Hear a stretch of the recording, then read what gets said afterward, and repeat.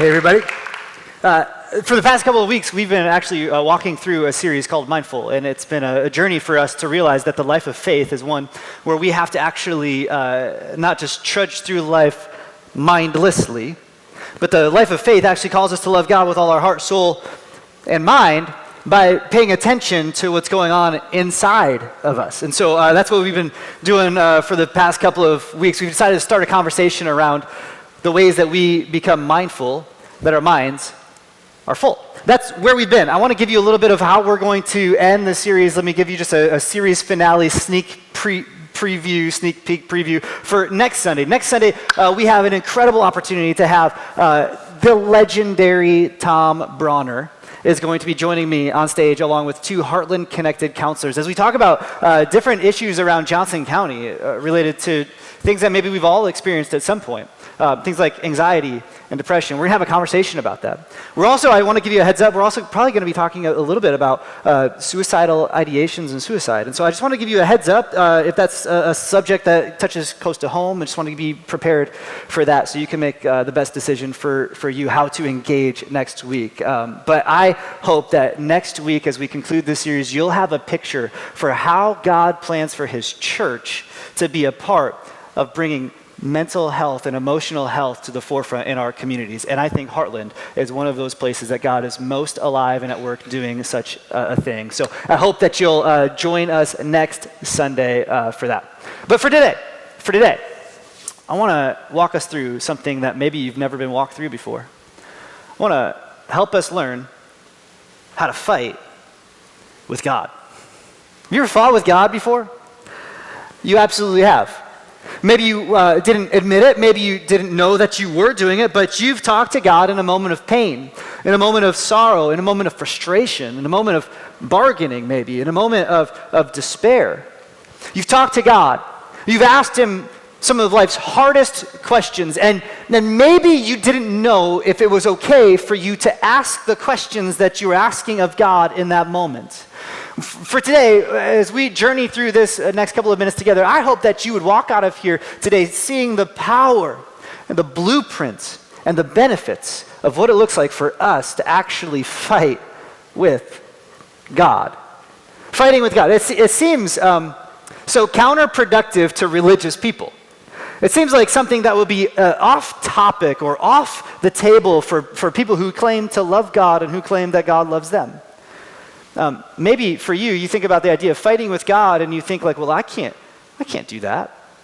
And there's a reason that we feel like some topics are off limits with God. It's because some of the topics that we have with our own families are off limits among ourselves. Here's just an example from my family yesterday. My kids somehow got out of school early this year. Did yours? No, you're still in school? Well, lucky you. My kids got out, and they're bored. Already. 2 days into it, they're bored. And yesterday, I'm doing work in the backyard, just like making the place amazing for them, and all of a sudden, my kids come outside, and they go, Dad, this person's had too much time on the iPad. It's my turn. And then the other one says, they had it first. And all of a sudden they start complaining and fighting with me over whose turn it is and how much time they get and why the other person's so fair. And here's what I said to them, like a good dad, right? I say this. I say, give me the iPad. You've all lost it for the entire rest of humanity. Right? I mean, yeah. So you've been there. Okay, I'm not the only one. I was like, listen, here's a hard lesson, y'all. I don't this conversation. I don't let you complain to me. This is not something that you're entitled to. This is just something that you get to do. And so one person messes it up for all of you. It's all messed up.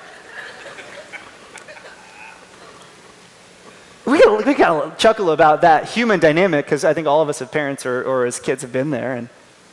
And yet that's a really detrimental perspective to think about how God thinks about our complaining.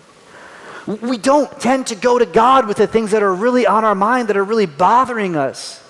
Because we imagine that God's going to respond the same way that our imperfect parents responded, or the way we as imperfect parents respond to our kids with, that's it, we're done here, you're out. No, actually, if we were to look into the scriptures you wouldn't have to look far to see all the ways in which God has hardwired into our faith a language to complain to him when things aren't going the way we think they should. God has actually given us a language to speak. It's an ancient language that exists if you have eyes to see it. And what I want to do today is actually just pull that language out of the ancient world and put it today in front of you to say, here is how we can fight with God when it seems like things aren't going your way. The place that we're going to look today is in the Psalms. The Psalms. I love Monty Python. Growing up, still love Monty Python. Monty Python used to rail about the Psalms because they were so depressing. And that's kind of true. If you look at the Psalms, about half of the Psalms vacillate between praise, this like, great, God, you're so good, and then absolute sorrow. God, where are you? The Psalms seem to be the diary of someone who's struggling with the whiplash of life and the highs and the lows. There's a psalm that I want to point us to today. It's just a couple of verses. It's really, really short. It's Psalm chapter 13. If you've got a phone or a Bible, I'd love for you just to pull it up so you can see it in front of you, so you know I'm not making this up. But Psalm chapter 13 was written by one of the most revered leaders in history, King David. He was one of Israel's kings. Not only was he an incredible leader, David was someone who we would say had a very close relationship with God. But if you look at what David writes in Psalm 13, it doesn't seem like David has a close relationship with God. But in David's psalm, the psalm of lament, David shows us the blueprint and the benefits for fighting with God. There are blueprints, there are benefits to us practicing this ancient language of lament. Let me show you what I mean. Here we go. Verse 1. Before I jump in, is this a real topic for you? Yeah. You ever want to fight with God? Yeah. Okay, me too. How long, oh Lord? I don't know if you've ever asked that prayer, asked that of yourself. How long will this happen? How long is this going to go on? But you know you're in a spot where you need to fight with God when you start asking, how long is it going to be like this? C.S. Lewis lost his wife, Joy Davidson, wrote an incredible book out of the sorrow that he felt called A Grief Observed. And in that book, he recognizes the feeling of lostness that he has. It's akin to just a circle, a loop, a track that's on repeat, just kind of rehearsing the pain of his heart over and over and over again until in one of the pages he says, I realized that I wasn't in an endless loop, but I was in a spiral of pain, and I didn't know if I was going up or if I was descending downward. And then here's the quote from C.S. Lewis. He says, but the only question I could ask of God was this simple question, how long? Each one of us has or will ask this question in your life. How long? This is exactly the question that David asks 4 times. Check this out. He says, how long, O Lord, will you forget me forever? How long will you hide your face from me? How long must I take counsel in my soul and have sorrow in my heart all the day? How long shall my enemy be exalted over me? Here's his request. Consider and answer me, O Lord, my God. Light up my eyes, lest I sleep the sleep of death. Lest my enemies say, I have prevailed over him. Lest my foes rejoice because I am shaken. But I have trusted in your steadfast love. My heart shall rejoice in your salvation. And I will sing to the Lord because he has dealt bountifully with me. Within these just simple 6 verses, David actually outlines for us the benefits and the blueprint for how to fight with God through lament. I pointed out to you that 4 times he asked the question, how long? The question, how long, is this expression of the gap in his experience and his expectations. What he expected to happen in his life was that God would be present with him and close to him and be a constant source of counsel and provision, that he would provide victory in his life. That's what David expected God to do. But what he experienced was, in this moment, none of that. David experienced some knots, not the K-N-O-T type of knots that we talked about in week 1 of this series, but the N-O-T knots. I'll walk you through them again. He says, how long, O Lord, will you forget me forever? God, it feels like you do not remember me. God, he says, secondly, God, how long will you hide your face from me? God, it feels like you do not see me. And he says, how long must I take counsel in my soul, have sorrow in my heart all the day? God, it feels like you haven't given me away and I've got no escape. And how long shall my enemy be exalted over me? God, I'm not winning. David shows us that when we feel this acute sense of loss or despair or sorrow, when life is not the way we expect it to be, what we ought to do is actually go to God, look around at the circumstances that we're in, and be honest with him about it. That's the first thing that lament allows us to do. Lament allows us to look around at our situations and be honest. I love that David 4 times just straight up tells God exactly how his reality feels. David isn't trying to cover up this emotion, trying to cover up this reality with some sort of glossy prayer. He's not trying to pray his problems away. He's not trying to say some incantation that will suddenly make his experience better. No, David actually in his lament, he talks to God and he says, God, this is exactly how I feel. It feels like you've forsaken me. It feels like you're gone. It feels like I have no escape. It feels like I'm never going to win again. And I love that. Because lament allows us, actually the better word is it requires us to be honest with God. You want to know how to fight with God? You want to know how to process where God is in the midst of pain or confusion? It starts by simply being honest. For David, in the midst of this sorrowful season of his life, this winter time of his soul, he looks around at his situation. And he doesn't pretend to God that everything's perfect. No, instead he says, God, everything is falling apart and it feels like it's your fault. And I love that this is in the Bible. I love that half of the Psalms are these types of things. That this wasn't sanitized out of what the experience of faith actually is. That we can flip open centuries later and read David's exact expressions to God, his prayers to God, and see that it's okay to look at God and be honest. I don't know about you, but maybe that's all you need today for where you are, is just to simply say, God, honestly, here's how I feel. I'm reminded of Jesus the night that he was betrayed. He went to a garden and he was honest with God. And he lamented in the Garden of Gethsemane. I reminded on that moment when they put him on the cross and he was there dying, that he cried out from the cross, my God, why have you forsaken me? Which is a reference to Psalm 22, which is a psalm of lament. And so here's kind of the thing. If it's good enough for Jesus, it can be good enough for me. To be honest with God and to tell him, this is what I feel.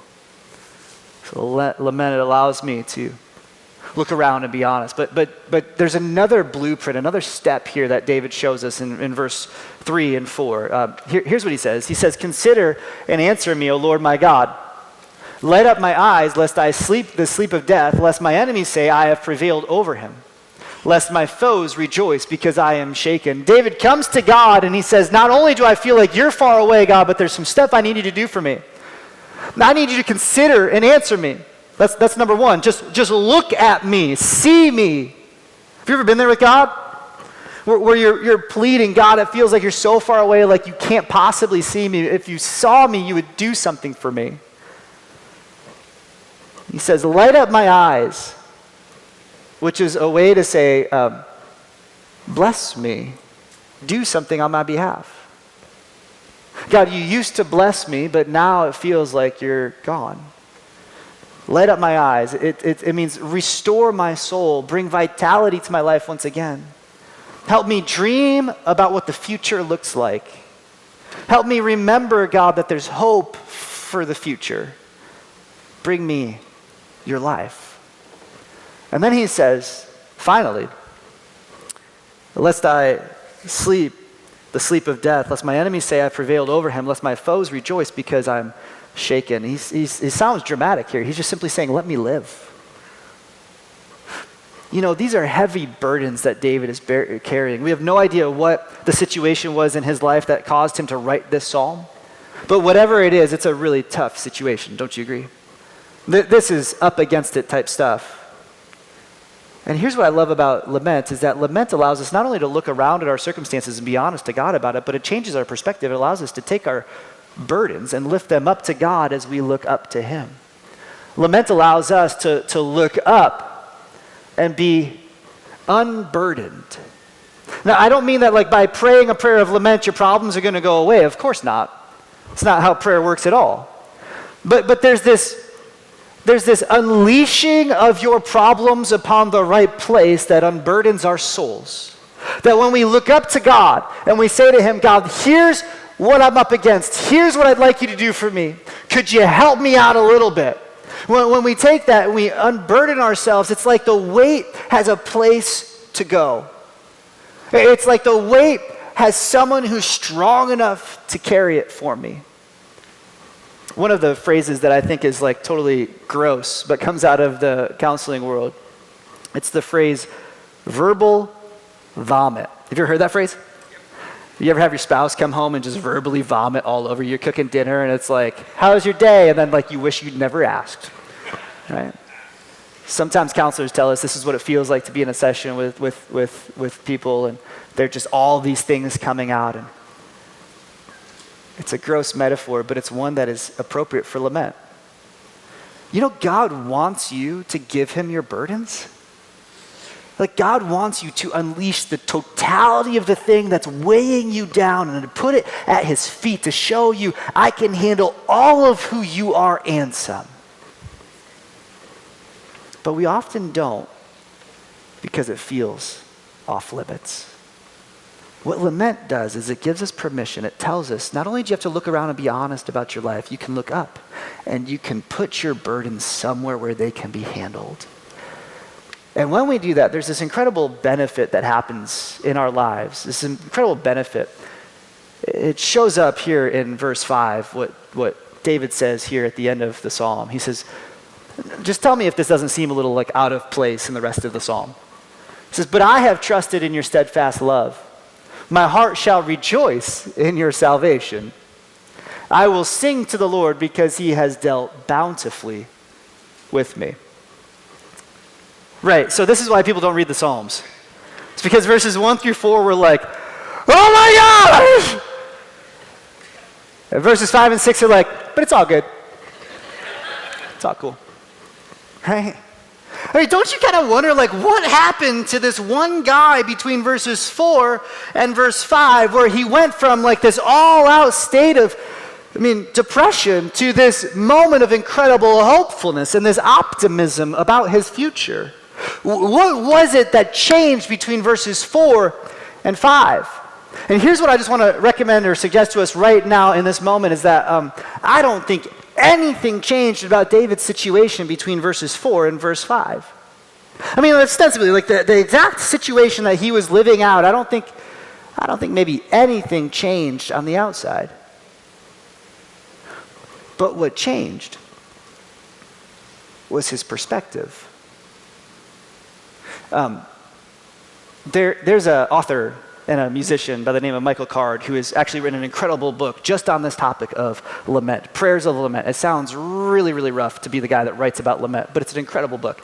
And in that book, he kind of takes some of the Hebrew language that exists in what this is the English, behind this is Hebrew, the language that David would have written this in. And there's a key. There's a key for us to understand what change or how lament benefits us and how to fight with God. And it's actually all in this word right here. But here's what it looks like in the Hebrew. Okay, now stay with me. Some of you, analyze stocks for a living. That sounds like really boring to me, and this is what I do for a living. It's really exciting to me. So, come on. This is a Hebrew character. It's like the ampersand of the English language. You're like, we don't have that, but the X, Y, and is the ampersand Z. And this one character is its own word. It's the word but. It's a figurative line in the sand, so to speak, of one sort of existence with another sort of existence. The two worlds existing at the same time, and David has to choose which world he's going to be a part of. Michael Card points out in his book that every psalm of lament has this figurative line in the sand where the psalmist is dealing with the reality of their world, trying to understand what they're expressing and experiencing and talking to God about, where this has to come up, this moment, this line in the sand, a decision point, so to speak. And on the other side of the line is hope. On the other side of the line is trust. On the other side of the line is a confidence that though it hurts, God is good. And David says here, but. And it's like he's saying, all of this back here in my past has been really hard. All of this right here in my presence is incredibly difficult.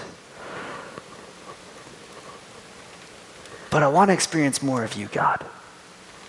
Because I believe even in the hard things, you are there. Michael Card says the only thing that might have actually changed in the midst of this battle is David's awareness of God's presence with him. And listen, one of the reasons that maybe God feels far away to you is because you haven't argued with him enough. You haven't taken time to actually give him all the burdens that you're carrying. Not in some religious, got to do it or otherwise he's not going to fix it type of way, but in this honest soul level, like, God, I want to experience you. Those who can cross the line are those who take the time to actually talk to God about their sorrow, about their trials, about their pain. This is the ultimate blessing of lament. Lament not only allows us to look around and be honest and look up and be unburdened, but lament allows us to look ahead and be encouraged, to dream about the future when you cannot dream about the future. For all of this, David has this incredible perspective change. I want to go all the way back through this and rewind the tape for you on this psalm just to show you how this all plays itself out. At the beginning, David is so consumed in his trial with who he is and how he's feeling that the object of every sentence in verses 1 through 4 is himself. He is self-obsessed.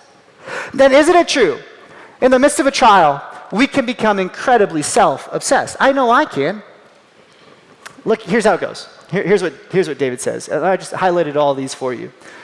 David says to God, "How long, O Lord, will you forget me forever? How long will you hide your face from me? How long must I take counsel in my soul and have sorrow in my heart all the day? How long shall my enemy be exalted over me? Consider and answer me, O Lord my God. Light up my eyes, lest I sleep the sleep of death. Let my enemies say, I have prevailed over him. Lest my foes rejoice, because I am shaken." Do you see it? Do you see it? David has, for 4 verses, just poured out all that it is in his own soul to God. And he gets to this line in the sand. And here's what I want to ask. How long did it take for David to get to that line? Now, it took him 4 verses. But I guarantee it wasn't 10 minutes. It didn't happen the first time that he hit his knees asking God to take away the pain. No, our best guess is that between verses 1 through 4 and this little word, but, was probably more like a year of David's life. Have you ever argued with God that long? Have you ever stayed in the fight that long with God, begging for him to change things? Begging for him to show up? Lament allows us to press into the heart of God to see if he actually cares about us. I don't know why God let David wait so long before he gave him this moment, but it shows me that for those who are willing to stay in it with God, to grapple with God, to let God be included in the fight and in the pain and in the sorrow, that God will give us a line in the sand that will allow us to see how good he is. When that happens, notice how everything changes to make God the object of the sentences. He says, but I have trusted in your steadfast love. My heart shall rejoice in your salvation. I will sing to the Lord because he has dealt bountifully with me. As David thinks about the future and the hope that he knows is possible in God, he does so resting in God's steadfast love. It's a decision. This is what we're talking about. The steadfast love of God is a decision point that God made before he created anything. He decided that he was going to love his creation. David, in the midst of his not feeling that God is on his side, says, no, God, I know that before you ever made me, you chose to love me. It's a decision by God based in his will, not in his emotions. How God feels about you doesn't change when he meets you. God so loved you that he's loved you before you were ever formed. And sometimes we gotta fight with God to remember that. Sometimes we gotta, swing our arms at him a little bit and cry from a deep place and beg him, God, would you please show up? Would you please help? And when we do, God will often take our perspective and take it off of ourselves and put it into the future. I don't know what you need to fight with God about. I was talking with a couple of people after the last service, and I was just amazed at the ways that these small little benefits and blueprints of lament were instantly applicable to them. So I don't know what it is for you, but I know that good things happen when we take our burdens to God, even if it feels like he's left us far away. And so I just want to end our service right here with just a moment for you just to take a minute. And maybe you need to provoke a fight with God. Maybe today the best, most spiritual thing you could do is to tell God it feels like you're far away. So I just want to give you space right here, right now, as our band concludes us today.